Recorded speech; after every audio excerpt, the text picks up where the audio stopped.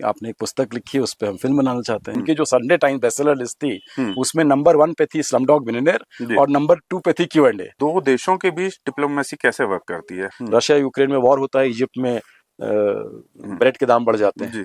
पाकिस्तान के केस में क्यों नहीं काम कर रहा है? अगर भारत के साथ अच्छे रिश्ते होंगे तो फिर पाकिस्तान को इतनी बड़ी मिलिट्री चाहिए क्यों है? जी।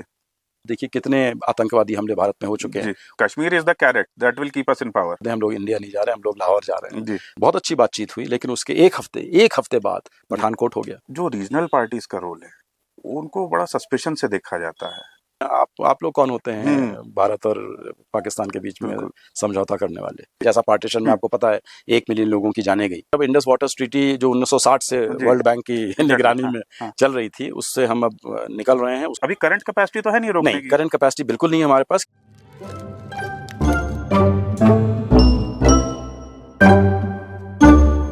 नमस्कार और बहुत बहुत स्वागत है किस्सों की किताब के एक और एपिसोड में। और आज के शो में हमारे साथ जो गेस्ट हैं, जो जनाब हैं, he is a benchmark for people looking to make it big as an author. He is a thoroughbred diplomat and the author of Q&A। अगर आप नहीं जानते Q&A कौन सी बुक है तो मैं आपसे रिकमेंड करूंगा कि आप जाएं, उसे पढ़ें। सो शो पे बहुत बहुत स्वागत है राजू स्वरूप, and thank you for giving us your time sir. Thank you for having me here. आपसे बातचीत मैं शुरू करूं और अगर मैं Q&A पे बात ना करूं तो वो थोड़ी नाइंसाफी होगी, तो वहीं से शुरू करता हूं मैं। सर आपकी स्लमडॉग मिलियनेयर की जब सक्सेस हुई, जब मूवी अकेडमी अवार्ड जीते, पूरी दुनिया में नाम हुआ, उसके बाद जो बुक की कॉपीज थी वो 2 गुनी 3 गुनी स्पीड पे बिकी सर। और जहां एज एन ऑथर एक तरफ खुशी होनी चाहिए कि भाई मेरे काम को इतना अप्रिशिएट किया जा रहा है, वहां पे there is this fleeting suspicion या फ्लीटिंग डाउट कि यार एक मूवी की जरूरत पड़ी यार मेरी बुक को सक्सेस होने के लिए। तो कहीं मन में कभी ये आया डिसअपॉइंटमेंट कि यार नहीं, बुक वाज मच बेटर? पहली बात तो देखिए ये है कि फिर ये पुस्तक मैंने लिखी थी 2003 में, और 2003 में ये हमारे प्रकाशक के पास चली गई थी, रैंडम हाउस के पास। रैंडम हाउस को लगा कि ये बड़ी किताब है, इसको अच्छी खासी पब्लिसिटी के साथ छापा जाएगा, तो उन्होंने मुझे सूचित किया कि भाई हमारी सब बड़ी किताबें जो हैं 2 साल तक के लिए तो ऑलरेडी लाइंड अप हैं, तो आपको 2 साल वेट करना पड़ेगा, तब हम छापेंगे 2005 में। आप कहा ठीक है भाई, पहली किताब थी, डेब्यू राइटर था, कोई बैकग्राउंड नहीं थी पब्लिशिंग में और कोई चारा नहीं था। मैंने कहा वेट करेंगे। और 2004 में मेरे पास फिल्म फोर्स से फोन आया कि आपने एक पुस्तक लिखी है, उस पर हम फिल्म बनाना चाहते हैं। तो मैंने पहला सवाल पूछा, भाई आपको कैसे पता मैंने पुस्तक लिखी है, वो तो प्रकाशित ही नहीं हुई अब तक। तब उन्होंने बताया कि नहीं, आपके जो प्रकाशक है उन्होंने हमें मैन्युस्क्रिप्ट की कॉपी भेज दी थी, हमें बहुत पसंद आई है और हमें लगता है इसका सिनेमैटिक पोटेंशियल है, तो हम इस पे फिल्म बनाना चाहते हैं। बिल्कुल ठीक है, बहुत बड़ा चांस ले रहे थे क्योंकि किताब छपी भी नहीं थी, हो सकता है किताब बिल्कुल ही टैंक कर जाती। बट खुशी की बात यह है कि फिल्म 2008 के एंड में आई है। उस तक 37 भाषाओं में इस पुस्तक का अनुवाद ऑलरेडी हो चुका था। तो मतलब एक पुस्तक है डन क्वाइट वेल। लेकिन ये बात आपकी बिल्कुल सही है और मैं 100% उससे सहमत हूँ कि फिल्म का लेवल एक अलग हो जाता है, और स्पेशली अगर वो फिल्म ऑस्कर विनिंग फिल्म हो जाती है, जो उस साल की सर्वश्रेष्ठ फिल्म घोषित की जाती है, तो वो फिल्म एक ब्रांड बन जाती है। तो अब मेरा एसोसिएशन, मैं एक पुस्तक का लेखक था, अब मेरा एसोसिएशन उस ब्रांड से हो गया। और ये भी देखिए एक फैक्ट है जो हम लोग झुठला नहीं सकते हैं कि many more people watch film than read books, because films are the ultimate mass medium. पुस्तक है, लोग पढ़ते हैं, बट आज के ज़माने में हम लोग देख रहे हैं क्योंकि डिस्ट्रैक्शंस इतने ज़्यादा हैं, नेटफ्लिक्स भी है, प्ले स्टेशन भी है, कि लोगों का ध्यान जो है बढ़ जाता है, इंस्टाग्राम भी है, तो फिल्में लोग ज़्यादा देखते हैं। और ये फिल्म तो as I said, once it became the best film of 2009, तो फिर अलग लेवल पे ही चली गई। तो उसके बाद से अब 47 भाषाओं में अनुवाद हो चुका है। तो आप कह सकते हैं मे बी 10 और भाषाएं जो हैं फिल्म की वजह से आई। और ये भी फैक्ट है कि अमेरिका में इस पुस्तक ने उतना अच्छा नहीं किया था जब तक फिल्म नहीं आई थी। तो अमेरिका में ऑब्वियसली ज्यादा मात्रा में बिकने लगी। बट सबसे बड़ा जो परिवर्तन होता है कि वो किताब रीमार्केट की जाती है फिल्म के टाइटल के साथ, स्लमडॉग मिलियनेयर। तो एक आपने सुना होगा मणिशंकर मुखर्जी, जो बहुत फेमस बंगाली लेखक हैं, उनकी एक पुस्तक थी, उसके ऊपर सत्यजीत रे ने, जन आरण्य शायद पुस्तक का नाम था, जिसपे सत्यजीत रे ने एक फिल्म बनाई। तो उनसे यही सवाल पूछा गया कि शंकर, आपकी किताब के ऊपर तो सत्यजीत रे ने फिल्म बना दी, तो कैसा लग रहा है आपको? तो शंकर ने सोचा, फिर कहा कि देखिए, जब आप अपनी पुस्तक को परमिशन देते हैं फिल्म में अडेप्ट होने के लिए, तो 2 चीजें होती हैं। पहली चीज जो होती है कि आपकी पुस्तक का नया नाम हो जाता है, जैसे कि आपकी बेटी, वो जैसे आपकी बेटी जो है का विवाह हो गया है तो जी। बेटी अपना सरनेम बदल लेती है, तो इसी तरह आपकी पुस्तक जो है वो रीमार्केट हो जाती है फिल्म के नाम से। और दूसरी चीज जो होती है कि you are saddled with a son in law. और फिर उन्होंने कहा कि देखिए भारत में आप अपने पब्लिकली आप कभी अपने सन इन लॉ को क्रिटिसाइज नहीं कर सकते। सही बात है। तो मैं भी उसको इसी नजरिए से देखता हूँ बिल्कुल। कि अब एक सन इन लॉ है मेरा जिसका नाम है स्लमडॉग मिलियनेयर, और पुस्तक जो है वो भी अब स्लमडॉग मिलियनेयर के नाम से भी बेची जा रही है। जी। बट सबसे अच्छी बात यह है कि जब मैं ये जब फिल्म आई उस समय मैं साउथ अफ्रीका में डिप्टी हाई कमिश्नर था। जी, जी। और साउथ अफ्रीका के लोग जो है उन्होंने Q&A से उनका बड़ा लगाव था, तो उनकी जो संडे टाइम्स बेस्टसेलर लिस्ट थी उसमें नंबर 1 पे थी स्लमडॉग मिलियनेयर और नंबर 2 पे थी Q&A। बताइए। तो ये मुझे बहुत प्रसन्नता हुई, क्योंकि कई लोग अभी भी ये समझते हैं कि स्लमडॉग मिलियनेयर का मतलब है ये फिल्म वर्जन की किताब है, जबकि किताब सेम है। इट्स एग्जैक्टली एक वर्ड बाय वर्ड Q&A ही है, सिर्फ उसका टाइटल सिर्फ टाइटल और कवर बदला हुआ है। जी, जी। अच्छा, ये जो आपकी अभी लेटेस्ट किताब है the girl with the 7 lives, इसके बारे में कुछ बताइए। हाँ, तो एक तो देखिए पहली बात तो ये है कि ये पुस्तक 11 साल के अंतराल के बाद आ रही है, क्योंकि जैसे ना आपने जानते ही हैं मैं एक प्रोफेशनल डिप्लोमेट था, 35 साल तक भारतीय विदेश सेवा में कार्यरत था। और फिर ऐसे ऐसे असाइनमेंट्स मुझे मिलते गए कि उसमें मैं इतना ज़्यादा कार्यरत था कि समय ही नहीं मिला कि मैं सोच भी सकूं कि मैं इस पे पुस्तक। पहले मैं ऑफिशियल स्पोक्समैन था, मोदी जी के साथ करीब 40 देशों की यात्रा की, हर थर्सडे को प्रेस कॉन्फ्रेंस किया करता था। उसके बाद हाई कमिश्नर बन गया कनाडा, तो वहाँ पे भी भारतीय समुदाय आपको पता है कितनी अधिक मात्रा में, लगभग 2 मिलियन के करीब है। तो हर वीकेंड मैं भारतीय समुदाय के फंक्शंस में भाग लिया करता था। कभी होली हो रही है, कभी दिवाली, कभी ईद, कभी तीज, उसमें मशगूल था। फिर वापस आ गया, सेक्रेटरी वेस्ट बन गया, वो भी बहुत व्यस्तता का समय था। फिर कोविड हो गई, तो उसकी वजह से थोड़ा समय निकल गया और फिर मैं रिटायरमेंट का समय आ गया। तो रिटायरमेंट के बाद ही मुझे वो स्पेस और वो टाइम मिल सका कि अब मैं कोई नई किताब की रचना करूं। तो ये मैं नहीं कहूंगा कि 11 साल लगे इस किताब को छपने में, इस किताब को आने में, लेकिन अंतराल हो गया 11 साल का। और मैं बहुत खुश हूं इस किताब से, क्योंकि एक तो ये मेरी जितनी भी किताबें हैं, 4 किताबें अब तक मैंने लिखी हैं, वो एक तरह से मैं कहता हूं वो स्नैपशॉट ऑफ कंटेम्परेरी इंडिया है उस समय की। अगर आप Q&A पढ़ें तो 2003-2004 का जो इंडिया है उसका आपको एक चित्र मिल जाएगा। अगर आप 6 सस्पेक्ट पढ़ें तो 2008 का जो इंडिया है उसका आपको वर्णन मिलेगा। अगर आप एक्सीडेंटल अप्रेंटिस पढ़ेंगे तो आपको 2013 का जो भारत है उसके बारे में जानकारी मिलेगी। और इस तरह ये जो किताब है ये एक तरह से 2022-23 के भारत के बारे में है। और इसमें कई समकालीन जो घटनाएं हुई हैं उसका भी मैंने जिक्र किया, डिमोनेटाइजेशन का जिक्र है इसमें, और इसमें कई मुद्दों के ऊपर भी मैंने बातचीत की है, जैसे कि जो महिलाओं के जो गृह होते हैं, सुधार गृह, उसमें क्या क्या होता है, प्राइवेट हॉस्पिटल में किस तरह के रैकेट्स चलते हैं, गॉडमैन के आश्रम में क्या क्या रैकेट्स चलते हैं, उन सब पे भी प्रकाश डाला। But more than that, this is a book about the journey of a Indian woman, ordinary Indian woman who was born in a slum, who was not given any chance, and how she battles the odds and emerges as a winner.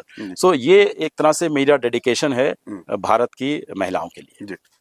अंबाजद स्वरूप, बड़ी मजेदार बात कही आपने कि आपकी जो किताबें हैं they are a reflection of a certain segment of society at a certain point in time. जैसे फॉर एग्जांपल अगर मैं आपकी स्लमडॉग मिलियनेयर Q&A की बात करूं, माफी चाहूंगा, और in fact the girl with the 7 lives की भी बात करूं मैं, अगर तो आप एक, अगर मैं कहूं, under value of the society. नहीं, हर बार लेकिन तबके बदलते रहते हैं, यही नहीं कि मैं लगातार स्लम ड्वेलर्स के बारे में लिख रहा हूँ। इससे पहले वाली जो किताब थी एक्सीडेंटल अप्रेंटिस, वो मध्यम वर्ग के, लोअर मिडिल क्लास आप कह सकते हैं, या मिडिल क्लास के बारे में है। इस तरह 6 सस्पेक्ट्स में मैं एक बॉलीवुड एक्ट्रेस की भी बात कर रहा हूँ, एक माफिया डॉन, एक बहुत ही पावरफुल ब्यूरोक्रेट की भी बात कर रहा हूँ। तो अलग अलग तबके के लोग हैं। बट ये है यस कि sometimes I am drawn to stories of the under class. Yes, तो you come from place of privilege, if I may. बिल्कुल, एब्सोल्युटली, मैं उसको बिल्कुल झुठला नहीं सकता हूँ। ऐसे में for an author you need to have a certain empathy, ताकि you can walk in the shoes of the character. Correct. So how do you relate, how do you या देखिए, मेरे ख्याल से यही फिक्शन की महानता जो है वो यही है कि it allows you to appropriate characters that you don't own yourself. Because fiction में एक तरह से तुलना करूं तो जैसे माइक्रोसॉफ्ट का विंडोज का एक बहुत पुराना एडवर्टाइजमेंट आता था जिसमें विंडोज बनी होती थी और नीचे लिखा होता था where do you want to go today. तो मुझे फिक्शन वही लगता है, आज आप कहाँ जाना चाहते हैं। बिकॉज फिक्शन में कोई बाधाएं नहीं है। एक तरह से आप चाहें तो मैं कुछ कोई रोक नहीं सकता कि कल मैं इक्वाडोर में एक नॉवल सेट कर दूं, कोलंबिया पे एक नॉवल सेट कर दूं, जापान में एक नॉवल सेट कर दूं। हाँ, मेरा जो बैकड्रॉप होगा उसका रिसर्च ऐसी होनी चाहिए कि इक्वाडोर का जो नागरिक है वो ये ना कहे कि यार ये तो बकवास है, तो ऐसा हो नहीं सकता। तो फिक्शन की मुझे यही अच्छाई लगती है कि उसमें आपको फ्रीडम है कि आप जैसा चाहें क्रिएट करें। अब ये जो बात आपने की, जो एम्पैथी आपने शब्द किया, यही सबसे सटीक शब्द यही है, क्योंकि दो तरह की चीजें होती हैं। एक होता है कि हम कोई गरीब आदमी है, डिस्ट्रेस में है, हम उसके लिए सिंपैथी कहते हैं कि अरे भाई देखो बेचारा कितनी मुसीबत में फंसा हुआ है। लेकिन एम्पैथी में सिंपैथी से बहुत ऊपर आप चले जाते हैं, आप वो कैरेक्टर खुद बन जाते हैं और आप उस जो दुनिया है वो आप उसके नजरिए से देखना शुरू कर देते हैं, और तब और उससे जो आपको कॉन्फिडेंस आता है आप फिर उससे लिखते हैं। क्योंकि इवेंचुअली मैं यही कहता हूं कि ठीक है, मैं अपने आप को एक औरत, एक युवती की नजरों से देख रहा हूं, लेकिन जो इमोशंस हैं, चाहे आप आदमी हैं, औरत हैं, अमीर हैं, गरीब, इमोशंस तो सेम ही है ना। रिवेंज, जेलसी, रेज, प्यार, मोहब्बत, जो इमोशंस हैं वो तो ह्यूमन काइंड के इमोशन निएंडरथल से आज तक मेरे ख्याल से उसमें तो कोई बदलाव नहीं हुआ है। तो अगर आपको लगता है आपको इमोशंस की पकड़ है, तब आप किसी भी पर्सपेक्टिव से लिख सकते हैं।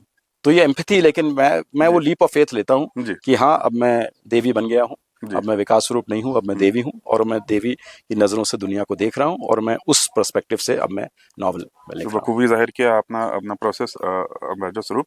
अच्छा, पूछना मैं आपसे ये चाह रहा था, जैसे अभी आपने थोड़ी देर पहले कहा सर आप diplomat, you been worked at the operated at the highest level. Yes, और that is a job that comes with a lot of pressure. Absolutely. And sir, ऐसे में कैसे आपने साइमल्टेनियसली किताब लिखना, वो भी Q&A जैसी किताब लिखना, कैसे मैनेज किया सर? नहीं, तो उसके लिए देखिए जरूरी है, एक तो डिसिप्लिन होना चाहिए आपको। आई वॉज वेरी क्लियर कि मेरे ऑफिशियल फंक्शंस में मेरे राइटर फंक्शन का कोई वो नहीं होना चाहिए ओवरलैप टाइप का। तो इसलिए मैं अपने आप को वीकेंड राइटर कहता था कि भाई मंडे टू फ्राइडे मैं एक प्रोफेशनल डिप्लोमेट हूँ। मैं जो जिस काम के लिए सरकार मुझे तनख्वाह देती है वो मैं काम निष्ठा से निभाऊंगा, पूरा करूंगा। और वीकेंड, सैटरडे, संडे, उस समय मैं उतना हाई लेवल पे ऑफिसर नहीं था कि मुझे वीकेंड पे भी जाना पड़े। तो उस समय मैं वीकेंड पे अपनी रिसर्च करता था और वीकेंड पे लिखा करता था। तो हमेशा से मैंने यही, जब तक मैं सर्विस में था, मैंने यही कहा है कि एक आपको सामंजस्य बनाना है और एक आपको कंपार्टमेंटलाइजेशन करना है कि ये जो मेरा जो आधिकारिक समय है उसमें मैं ये परिकल्पना नहीं कर सकता हूँ नॉवल वगैरह की, क्योंकि मैं उस टाइप का हूँ भी नहीं। क्योंकि अगर मेरे ऊपर कोई डेडलाइन प्रेशर है, ऑफिस की कोई रिपोर्ट भेजनी है, तो मेरा माइंड जो है वो फर्मेंट में रहेगा। उस समय मेरे माइंड में वो स्थिरता नहीं रहेगी जिससे कि मैं प्रोड्यूस कर सकूं। तो इसलिए मैं तभी प्रोड्यूस कर सकता हूँ जब मुझे लगता है कि मेरे पास एक लॉन्ग होराइजन है, और वो वीकेंड पे ही मिलता था। वीकेंड पे मेरे पास आज कोई अपॉइंटमेंट नहीं है, मेरा फोन नहीं बज रहा है, और मैं बहुत अर्ली उठ के लिखता हूँ 5:30 बजे। 5:30 बजे से 9 बजे तक विश्व भी शांत रहता है, दुनिया शांत रहती है, फोन नहीं बजता है, घर भी शांत रहता है। तो उस समय मेरे ख्याल से परिकल्पना करना मेरे लिए ज्यादा आसान रहता है। अम्बेडर स्वरूप, एक छोटा सा डिटूर लूंगा यहाँ पे, आपकी डिप्लोमेटिक जर्नी पे बात करूंगा। थोड़ा हमारे दर्शकों के लिए बताइए, ये दो देशों के बीच डिप्लोमेसी कैसे वर्क करती है, हाउ डज इट फंक्शन? देखिए, डिप्लोमेसी का मेन टास्क क्या है कि जो विश्व है उसमें सब अलग अलग तरह के देश हैं, अलग अलग लेवल ऑफ डेवलपमेंट में हैं। तो हम किस तरह से, डिप्लोमेसी एक तरह से वो फ्रेमवर्क प्रदान करती है आपको कि आप और देशों के साथ किस तरह इंटरैक्ट करते हैं, और एक उसकी एक भाषा भी बना दी गई है। एक नोट वर्बाल होता है, जब हम किसी एक देश, एक गवर्नमेंट किसी दूसरे गवर्नमेंट के कोई प्रस्ताव देती है तो किस फॉर्मेट में वो होना चाहिए, उसका किस तरह से रिस्पॉन्स होना चाहिए। तो एक तरह से डिप्लोमेसी वो भाषा प्रदान करती है, वो स्ट्रक्चर प्रदान करती है कि जो विश्व के जो देश हैं, जो 193 यूनाइटेड नेशंस के जो मेंबर हैं, वो आपस में किस तरह से बातचीत करें और किस तरह से इंटरैक्ट करें और किस तरह से मिलकर काम करें। तो डिप्लोमेसी की बहुत आवश्यक है, क्योंकि अब जो विश्व है हमारा, अगर आप 25 साल पहले पूछते कि जियो पॉलिटिक्स से आपका क्या लेना देना है, तो कोई ordinary man of the state कहेगा मेरा क्या लेना देना है, मुझे जियो पॉलिटिक्स से क्या है। लेकिन अब बहुत लेना देना है। रशिया यूक्रेन में वॉर होता है, इजिप्ट में ब्रेड के दाम बढ़ जाते हैं, गाजा और इजराइल में कुछ हो रहा होता है तो आपका पेट्रोल के दाम बढ़ जाता है। अब देखिए, इस समय भारत और पाकिस्तान के बीच में टेंशन हो रहे हैं, स्टॉक मार्केट के ऊपर फर्क पड़ रहा है। तो अब हर चीज मेरे ख्याल से बहुत इंटरट्वाइंड है। और सबसे बड़ा उदाहरण मैं दूंगा कोविड-19 का। वुहान, चाइना के एक छोटे से शहर से बताइए शुरुआत हुई और पूरे विश्व को लॉकडाउन में परिवर्तन कर दिया। तो ये दिखाता है कि हमारा जो वर्ल्ड है वो बहुत इंटरडिपेंडेंट है, बहुत एक दूसरे के ऐसा से पूरक हो रहे हैं हम लोग। क्योंकि आज सामान भी देखिए ना, हम एक चीज जो जो गाड़ी भी जो है हमारी, उसका एक पार्ट कहाँ से आता है, पहिया कहीं से बनता है, इंजन कहीं और से आता है, और फिर कहीं एक और फैक्ट्री में वो सब पुट टुगेदर किया जाता है। तो आई थिंक दुनिया अब इतनी कॉम्प्लेक्स हो गई है और इतनी इंटरडिपेंडेंट हो गई है कि डिप्लोमेसी की अब और भी महत्व बढ़ गया है, और I think we need more diplomacy, not less. बिल्कुल सर, एक बात बताइए, diplomacy I understand it is a trusted model, Pakistan के केस में क्यों नहीं काम कर रहा है? जब भी we made a positive development, art के क्षेत्र में हो या क्रिकेट के क्षेत्र में हो, मूवीज में हो, कुछ भी जब ऐसा एक पॉजिटिव डेवलपमेंट होता है तो कुछ ना कुछ ऐसा हो जाता है जो इस चीज को डिसरप्ट कर देता है। तो क्या कारण है भाई? जी, उसका कारण बहुत सिंपल है। देखिए, एक होता है कि अगर वहाँ पे एक सिविलियन गवर्नमेंट होती है जो मिलिट्री जिनके नियंत्रण में काम करती हो, तब अलग बात होती है, क्योंकि then two democracies are talking to each other और उन लोग के बीच में एक सामंजस्य स्थापित करना बहुत आसान रहता है। लेकिन पाकिस्तान एक नॉर्मल कंट्री नहीं है। वहाँ पे शुरुआत से ही आपने देखा है, इंडिपेंडेंस के कुछ साल बाद से ही मिलिट्री टेक ओवर हो गया था, याह्या खान ने टेक ओवर कर लिया था, और उसके बाद से फिर किस तरह पाकिस्तान में जो है मिलिट्री की एक आउटसाइज भूमिका रही है और आज भी चल रही है। अभी आसिम मुनीर साहब ने ही जो बयान दिया उससे ही आप कह सकते हैं कि बेसिकली जो सरकारें हैं वो सब मिलिट्री के इशारों पे काम करती हैं। और मिलिट्री के लिए आप सोचिए ना, अगर भारत के साथ अच्छे रिश्ते होंगे तो फिर पाकिस्तान को इतनी बड़ी मिलिट्री चाहिए क्यों है? जी। तो मिलिट्री अपना जो बजट है, अपना उनका एक फौजी कॉरपोरेशन है जो कि हर sector of human activity in Pakistan में उन्होंने अपने जमा रखा है। उन्होंने हाउसिंग में भी हैं वो, ट्रांसपोर्ट में भी हैं, रियल एस्टेट में भी हैं, हर चीज़ में हैं वो। तो उनको वो जस्टिफाई करना है कि भारत के साथ हमें खतरा है, भारत हमें कभी भी लील सकता है, इसलिए हमें बहुत स्ट्रांग आर्मी चाहिए, इसलिए हमें बहुत बड़ा बजट चाहिए। तो एक तरह से पाकिस्तान की जो आर्मी है उनके लिए, उनके एक डीएनए में है कि हमें भारत के साथ एक हॉस्टाइल एटमॉस्फेयर हमेशा बना के रखना है। और सेकंड बात क्या है कि पाकिस्तान ने हमेशा से आतंकवाद का प्रयोग किया है as a element of state policy, you know, as a major element of their of their view towards India. और उससे हमें हमेशा तकलीफ रही है। आप देखिए कितने आतंकवादी हमले भारत में हो चुके हैं, और अभी लेटेस्ट जो है पहलगाम में जो हुआ उसका तो हम सबको, आपके दर्शकों को पता ही है कि किस तरह 27 लोग, निहत्थे लोग, कंप्लीटली इनोसेंट सिविलियंस जिनका कोई लेना देना नहीं है पाकिस्तान से, तो उनको आपने उड़ा दिया। तो माने ये मैं मानूं सर कि पाकिस्तान आर्मी या पाकिस्तान के पावर के जो स्टेक होल्डर्स हैं उन्होंने ये मान लिया है कि भाई Kashmir is the carat that will keep us in power. Correct. क्योंकि टू बी ऑनेस्ट अगर देखा जाए भारत ने अपनी तरफ से डिप्लोमेसी के प्रयास किए हैं। मैं उस फेमस ट्रिप पे था, हम लोग काबुल में थे और प्रधानमंत्री के निजी सचिव आए और मुझसे कहा कि आपको बस बता दें हम लोग इंडिया नहीं जा रहे, हम लोग लाहौर जा रहे हैं। तो देखिए आउट ऑफ द बॉक्स सोचा प्रधानमंत्री ने कि हम कुछ पहल करते हैं। नवाज शरीफ जी के शायद जन्मदिन था, वहां पे हम लोग पहुंच गए उनको विश करने, और बहुत अच्छी बातचीत हुई। लेकिन उसके एक हफ्ते बाद पठानकोट हो गया, क्योंकि आर्मी को लगा कि आप हमारे बिना आप लोग कौन होते हैं भारत और पाकिस्तान के बीच में समझौता करने वाले। They don't want us, they don't, सीधी बात है। पठानकोट हुआ और उसके बाद से रिलेशनशिप आपने देख ही लिया। फिर उसके बाद से डीप फ्रीज में चला गया। फिर उसके बाद हमने जो कश्मीर में कदम उठाए 2019 में, उससे फिर और भी माहौल पाकिस्तान में बिगड़ गया भारत के लिए, और उसके बाद से तो रिलेशनशिप ऑलमोस्ट डीप फ्रीज में ही है। जी, आपसे एक चीज जानना चाह रहा था मैं सर, क्योंकि आप एक ऐसे शख्स हैं, बहुत अप क्लोज रहे हैं, हमने फर्स्ट हैंड इन चीज़ों को देखा है, तो आप मुझे बता सकते हैं क्या ये बात सच है कि जब आगरा समिट हुई थी अटल जी और परवेज मुशर्रफ, तो that was the point we were closest to solving this conflict?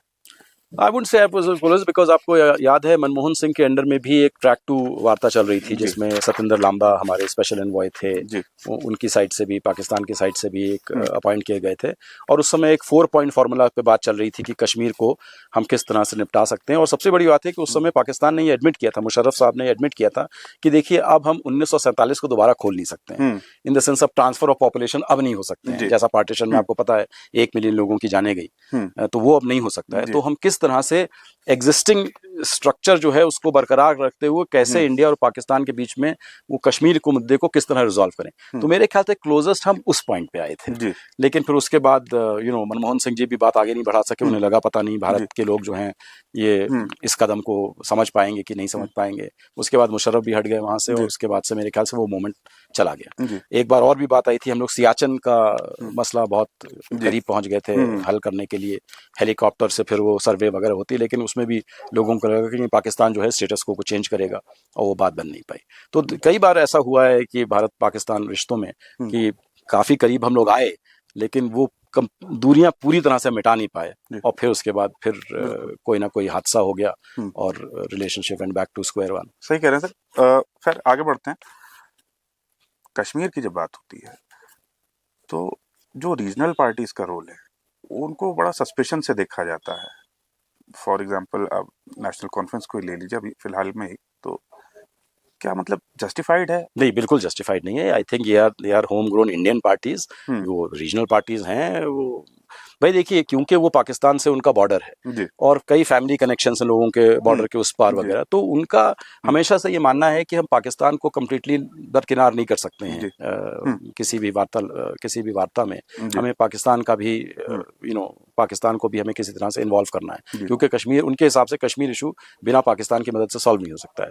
हमारा भी मानना है कि हाँ, पाकिस्तान एक पार्टी है, लेकिन वो एक ऐसी पार्टी है जो एक जो हमारा कश्मीर है उसके एक तिहाई पोर्शन पे उनका इलीगल कब्जा है, उस कब्जे से उनको हमें हटाना है, और तब जाकर जो इंडिपेंडेंस का जो एक्सेशन वगैरह हुआ था वही वो सपना जो है वो पूरा हो सकेगा। तो ये कहना कि वो राष्ट्रवादी पार्टी नहीं है या वो भारत के खिलाफ काम कर रही है, मेरे ख्याल से बिल्कुल गलत है, और ये हम बहुत बड़ी डिससर्विस कर रहे हैं। क्योंकि अगर कश्मीरियों को हम शक की नजर से देखने लगेंगे तो वो तो फिर जो भारत को हम कहते हैं अटूट अंग वगैरह है, तो फिर तो आप अपने लिए ही प्रॉब्लम क्रिएट कर रहे हैं। बिल्कुल बिल्कुल।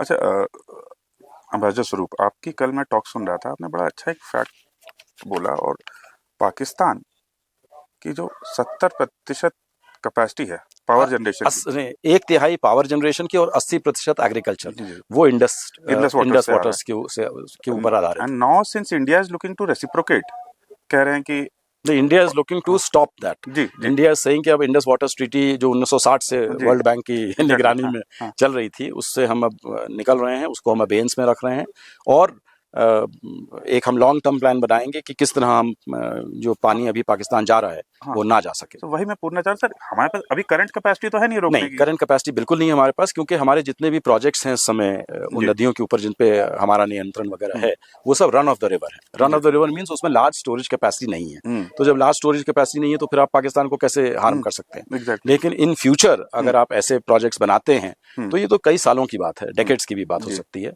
और हो सकता है कि तब तक इंडिया पाकिस्तान के बीच में कुछ सुलह भी हो सकती है। मैं अभी फ्यूचर किसने देखा है, हम कुछ कह नहीं सकते हैं, लेकिन इसमें कोई शक नहीं, ये बहुत बड़ा कदम हमने उठाया है। क्योंकि देखिए 3 युद्ध हुए हैं भारत और पाकिस्तान के बीच में, किसी भी युद्ध में इंडस वाटर्स ट्रीटी के ऊपर आंच नहीं आई थी। उसके बाद 2001 का अटैक, मुंबई अटैक हुआ है, उसके बाद पार्लियामेंट अटैक हुए, कितने घटनाएं हुई हैं, लेकिन पुलवामा हुआ, उरी हुई, लेकिन तब भी हम लोग ने इंडस वाटर्स ट्रीटी के ऊपर आंच नहीं आने दी। लेकिन इस बार मेरे ख्याल से सरकार को लगा कि अब पानी सर से ऊपर जा चुका है, जिस तरह निहत्थे लोगों की हत्याएं की गई हैं वो, और टेररिस्ट कनेक्शन पाकिस्तान से बहुत एविडेंट है, कि अब पाकिस्तान को समझना पड़ेगा कि भारत में इस समय ये सिचुएशन कितनी ग्रेवली ली जा रही है और इसके क्या कुपरिणाम निकल सकते हैं।